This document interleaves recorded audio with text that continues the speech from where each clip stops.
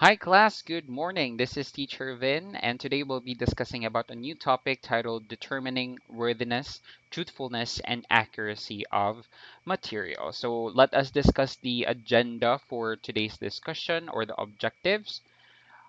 Here are the questions that we should be able to answer by the end of the discussion. First is what are worthiness, truthfulness, and accuracy, their definition. Number two, why do we need to know if a material is worthy, truthful, and accurate? And lastly, how do we identify whether materials are accurate and true? So first, definition. What is worthiness? So worthiness is the quality of being good enough or suitability. Or I would also like to use a word, a synonym word, which is relevant because when you say worthiness, it depends on what the information you were looking for. So if you were looking for articles or materials that are focused on COVID-19 information, it would you would deem or you would consider articles that are focused on COVID-19 as worthy, and those that do not talk about COVID-19, you would consider them as unworthy. Okay? Next is we have accuracy. So accuracy is the quality or state of being correct or precise.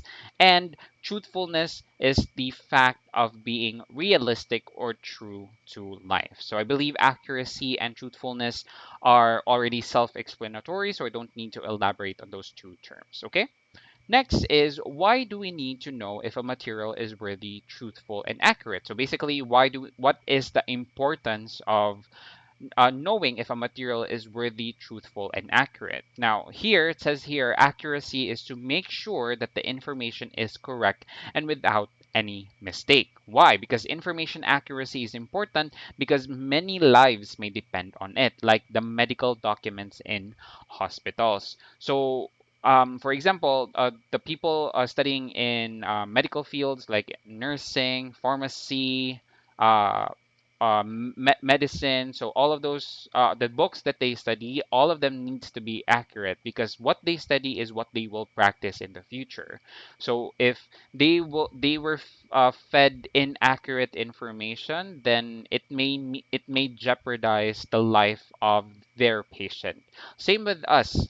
Same with us teachers or student interns, the books that we study or the information or the articles that we study, the books that we study also needs to be accurate, up to date, also needs to be true. Why? It's because we will be practicing the things that we study in school. So if we, for example, were fed inaccurate information, then we will practice these inaccurate informations to our classes. And later on, we might jeopardize the future of the children or you guys, the children or our students. Okay, so let's have an exercise. Okay, and exercise number one is for us to identify whether statements are accurate and true. So how do we determine if statements are accurate and true? So it's highly dependent, or it will be based on your understanding of the statements as well as on how well you conduct your research. So the responsible party of, or you are really responsible of determining whether an article or a statement is true or not. And you can determine if an article or a statement, in this particular exercise as a statement, is accurate or true by doing your own research or based on how you understood the statement. So let me give one example. Example number one, it says here, truth is factual based rather than opinion oriented. So is this example true and accurate, or false or inaccurate? Of course, it's accurate and true because when you say truth, as I've explained earlier, it needs to be true to life, factual based. So it needs to be based on facts, and not it should not be based on opinion or based on feelings like I think, or kanang all sentences that start with I think. Those are opinionated statements. So those sentences that starts with the words I think, then that's considered opinion, and most of the time they are not really the truth or not factual based because those are based on their own opinion. Okay. Next, example number two. If you lie about something, then what you are saying is false. So is this accurate and true or not? Of course, it is accurate and true. So it says here, if you lie about something, of course, when you are lying, so it equates immediately to saying untruthful things or untruthful information. So that would already equate to untrue or inaccurate information. So, but that is the statement. So that's why our answer is accurate and true. Now, for example, number three, I think there's already an answer there. Accuracy is the quality or state of being correct or precise, but it still welcomes small mistakes. So we defined what accuracy is earlier, right? And accuracy, as I've explained earlier, is the quality or state of being correct or precise. But it never said that they welcome small mistakes. So, meaning this statement is inaccurate and false because accuracy means at 100%, no room for errors. So, if there's even just a little error, that would already be considered inaccurate. Okay. So next is for exercise number two. Exercise number two is we need to identify whether an article is accurate or true. So no longer statements, okay? These are articles that were posted in social medias, in televisions, in newspapers and whatnot. And our activity for today or our exercise for today will train or practice us into determining whether that article is true or not, or accurate or not. Okay, so it says here, look for websites or references they include in their articles, infographics, and etc. Okay, so let's look at example number one. So this is an example, this is an infographic example. Okay, so when you say infographic, it's like a picture and it contains a lot of information like this one.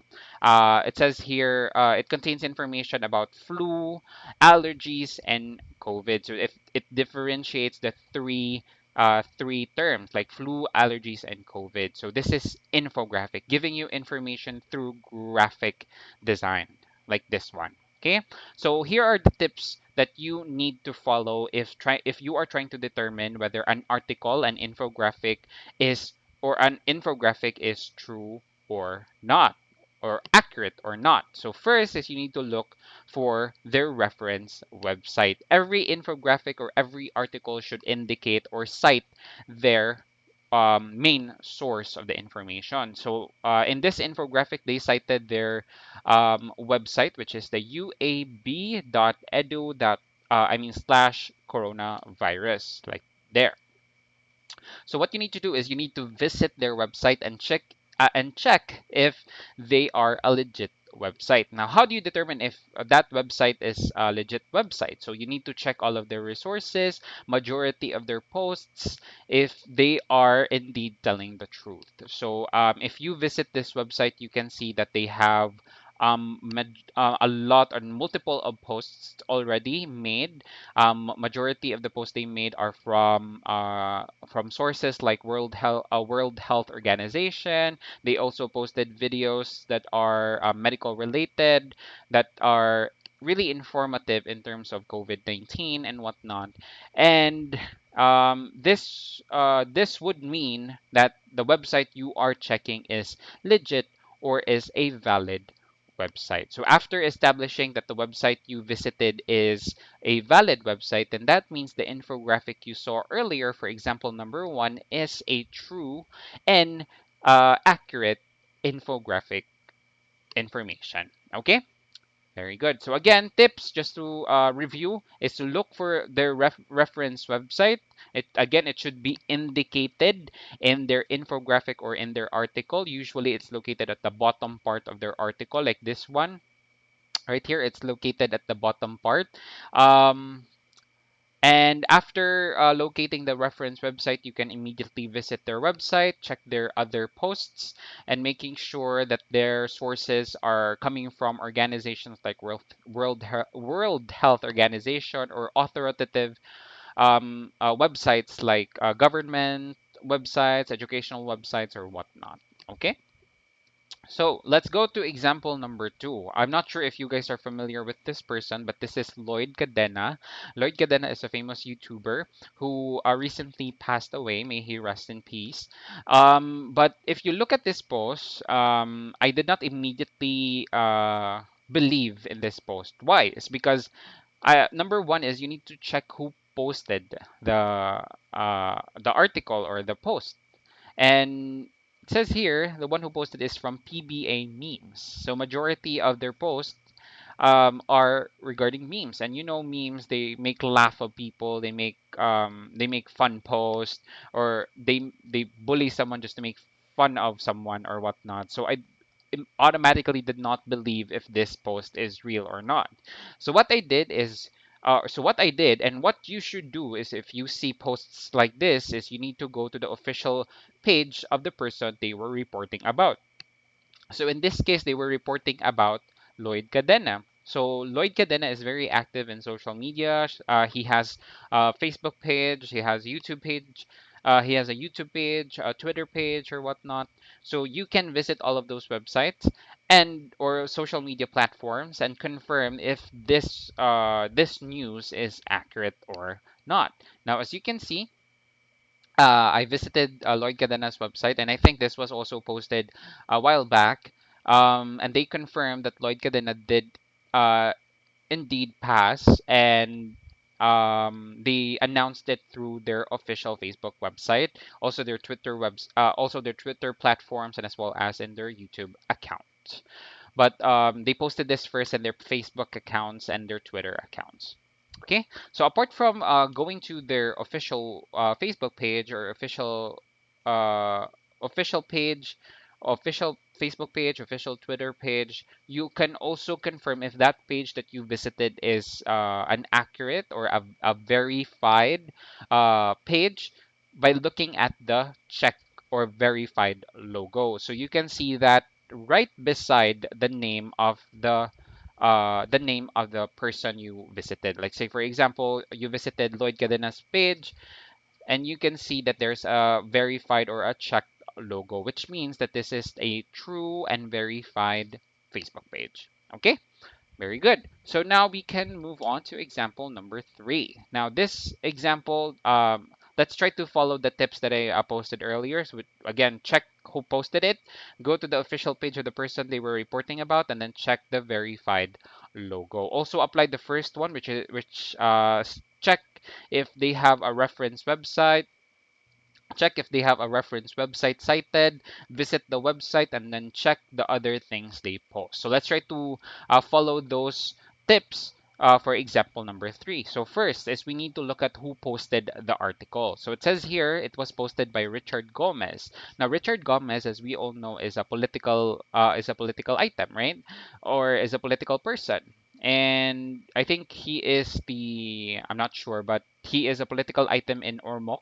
So a lot of people might think that since this was posted by a person in authority, a lot of people may think that this is already a true source of information. However, if you look at what he posted, this is actually an article coming from this website. So let's highlight that. Website is there. I'm sure it's super blurry, but I actually looked into it, and the website is Britannia dot altervista.org. So what I did is I visited their website and I was prompted to this: their account was suspended. So looking into the reason why their account was suspended, it's because they violated I'm sorry, this account has been suspended as it is not compliant with the community regulations. So they violated multiple regulations that made their website suspended. Okay, and majority of those violations are coming from posting articles that are untrue and inaccurate. Okay, so diba? Just follow the tips that I posted earlier, and I'm sure you will be able to determine whether that the article or the material you are looking at are true and accurate. Okay, so again, even though it was posted by a political identity like Richard Gomez, he still posted an article from this website, and when you visit this website, their website is suspended due to multiple violations. Okay, and again, this is considered untrue and inaccurate. Now, let's go to example number 4. So, example number 4, let's read the one in red, the one inside the red box. So it says here, thus, President Duterte announced last May 1 of 2020 that all examinees are automatically passed the said exam, both professional level and sub-professional level. Congratulations, examinees, March 2020. So, apart from I'm sure you've already noticed that there's a website at the bottom part of the article, right? But apart from the website, you can also you will also notice that there are grammatical errors in the article and grammatical errors are an automatic red flag or an automatic red flag that that article is not a reliable source of information or an untruthful or inaccurate source of information. Why? Is because the social media outlets or news outlets or any big news organization has their professional readers, and they would need to check if their articles were grammatically correct, if there were any uh, misspelled words or whatnot. So they would always double check and make sure if everything is spelled correctly, if the grammar used is accurate or is correct or not. Okay. So, first thing that we notice is that there were grammatical errors, which is again a red flag, and there is a website indicated below. Now, what do we do if there's a website? We need to visit the website and check if their source is correct or not. Now, when I visited their website, that specific link, you can see that it is the official website of Civil Service Commission. So, does that mean this is an accurate or um, true article? No, not just yet. What you need to do is you need to read through the entire article. So it says here it's about the civil service exam suspension. However, when you read through the entire article, you will be informed that there is a suspension. However, this does not mean that the people who were scheduled to take the civil service exam or the civil service exams will automatically pass the exam. So nothing like that. It really just informs us that due to COVID-19, there will be a suspension of the civil exam takers. Okay. And that is the conclusion, or that is the last part of our discussion. So let's do a quick review of what we discussed today. First is what we defined what is worthiness, truthfulness, and accuracy. So again, worthiness will depend on the information you were looking for. So if you're looking for COVID-19 articles, then you will consider COVID-19 articles only as worthy. Now, truthfulness, as long as it's true to life, and then accuracy is if it's precise and correct. Okay. Number two, why do we need to know if a material is worthy, truthful, and accurate? Again, it may be a life and death situation. It may be a life and death scenario for someone. So we need to be accurate and true. Okay. And lastly, we practice with a lot of examples of how to identify whether a material or a statement is accurate and true. Okay, and that concludes our discussion for today. Thank you, class, for joining our session today. What I want you to do right now is go to your Google Classroom, answer week 3 exit ticket, and wait for the week 3 exercise password. Again, this is Teacher Vin. You have a wonderful day. Stay safe, everyone. Bye bye.